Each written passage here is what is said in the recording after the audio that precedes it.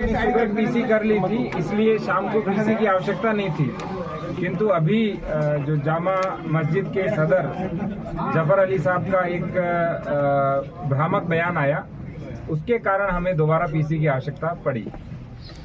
उन्होंने पूरा डिटेलिंग उनके बयान की हो रही है, लेकिन मुख्य मुख्य बिंदु जिसमें उन्होंने सबको कंफ्यूज किया, और अभी भी उन्होंने हमें कहा कि जब लोगों ने मुझे कहा कि आप प्रशासन और पुलिस से मिले हुए हैं, इसलिए मुझे ये बयान देना पड़ा।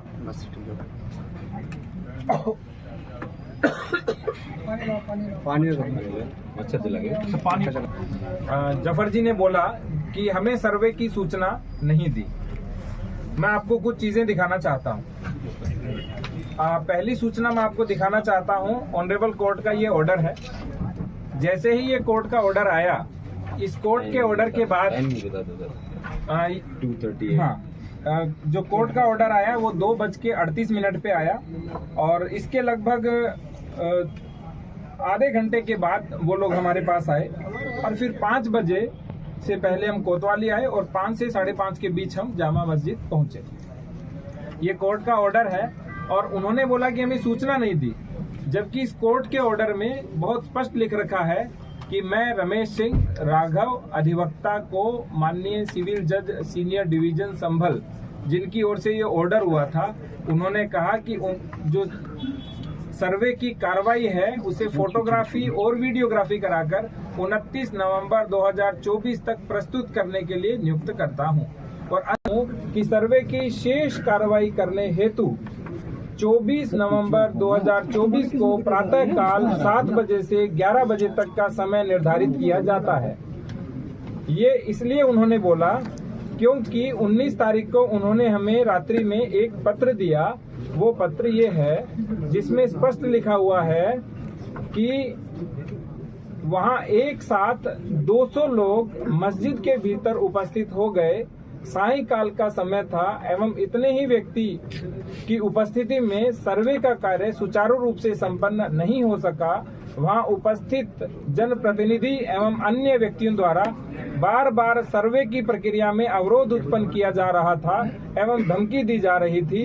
अतः भविष्य में पुनः सर्वे की कार्रवाई संपन्न की जाएगी, जिसकी सूचना पृथक से सभी पक्षकारों को उपलब्ध कराई जाएगी, जिससे माननीय न्यायालय का आदेश का अनुपालन हो सके। ये मेरी प्रति थी, और एक कप्तान साहब को इन्होंने प्रति दी थी। इस प्रति के क्रम में ही जो अभी मैंने बोला, 23 तारीख को, जैसे जफर साहब ने बोला हमें सूचना नहीं दी, 23 तारीख को 6:15 पे मेरे द्वारा फोन किया गया, लेकिन उन्होंने कहा मेरा स्वास्थ्य सही नहीं है, इसलिए हमने एसडीएम और सीओ को भेजा कि आप एक कॉपी उनको रिसीव कराइए।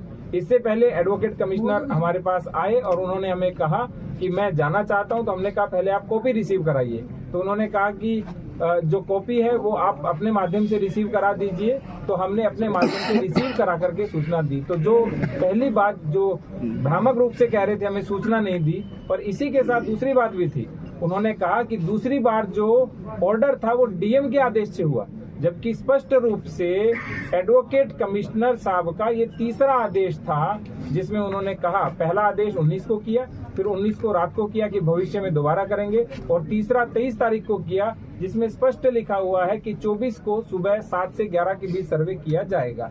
और यही कॉपी अगले दिन सुबह जो उन्होंने कहा कि मेरे से छीन ली गई, वो कॉपी ये है, उनसे छीनी नहीं गई। ये देखिए, उन्होंने स्वयं इसके ऊपर 24 को हस्ताक्षर किए हैं। दूसरी बात जो उन्होंने बोली, वो उन्होंने बोली कि कोर्ट का ऑर्डर 4 बजे का है, जबकि मैंने अभी आपको बताया कोर्ट का ऑर्डर 2:38 का है। तीसरी बात जो उन्होंने बोली, उन्होंने कहा कि 5 बजे के बाद किसी आदेश का अनुपालन नहीं हो सकता, जबकि हम 5 से 5:30 के बीच जामा मस्जिद की ओर प्रस्थान कर चुके थे। इसके बाद उन्होंने कुछ बातें बोली जो कप्तान साहब भी जवाब देंगे। जैसे उन्होंने कहा कि मैंने खुद पुलिस को फायरिंग करते हुए देखा। तो मैं ये पूछना चाहता हूँ जफर साहब से कि क्या वो सर्वे अंदर करवा रहे थे या बाहर फायरिंग देख रहे थे, जबकि वो 10:30 पौने 11 बजे तक तो सर्वे करा रहे थे। और जितनी भी ये घटना कारित हुई, मुख्य रूप से वो 10 से लेकर के 11 बजे के बीच हुई थी। इसके बाद जो आगे उन्होंने कहा कि जब उन्होंने जफर साहब ने कहा कि पुलिस असली हथियार चला रही थी अपने। फिर दोबारा उन्होंने कहा पुलिस तमंचे चला रही थी। उसी बयान में जो अभी लाइव इन्होंने दिया, वो तीसरी बार उन्होंने बोला कि मुझे नहीं पता कि पुलिस कौन से हथियार चला रही थी। आप सोच के देखिए, कोई एक ही व्यक्ति एक ही पूरी लाइव के अंदर 3 तरह के स्टेटमेंट दे रहा है जो परस्पर विरोधाभासी है। आगे इनके द्वारा जो सबसे बड़ा भ्रम फैलाया गया जनता के मध्य वो ये है, इन्होंने कहा कि वजू टैंक का पानी खाली कराया गया और वजू टैंक को नापना चाह रहे थे, जबकि वजू टैंक की केवल फोटोग्राफी और वीडियोग्राफी होनी थी, इसलिए वजू टैंक का पानी खाली कराया गया। नेक्स्ट, और वैसे भी वजू टैंक का पानी अभी आपने बताया जफर साहब ने कि हर शुक्रवार को वो खाली होता है। आगे जफर साहब ने बोला कि लोगों में यह भ्रम फैला कि मस्जिद में खुदाई हो रही है, जबकि किसी प्रकार का कोई भ्रम नहीं था। आप सोच के देखिए, खुदाई में मिट्टी निकलती है, खुदाई में पानी नहीं निकलता। और जो नाली वो बता रहे थे जिसमें लोगों ने देखा, उस नाली में पानी रेगुलर बहता है। ऐसा नहीं है कि जो नीचे की नाली है उसमें पानी एक ही दिन बहा था, जिस दिन वजू के टैंक का पानी निकला था, वो निरंतर बहता रहता है। इसके बाद इन्होंने बोला कि वहाँ नाप तोल की गई, जबकि वहाँ किसी प्रकार की नाप तोल नहीं की गई।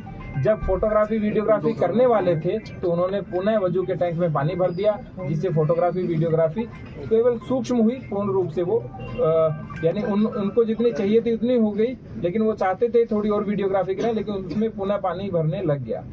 इसके बाद उन्होंने कहा कि जितना भी जिलाधिकारी के द्वारा जो सर्वे की अनुमति दी गई थी वो गलत है।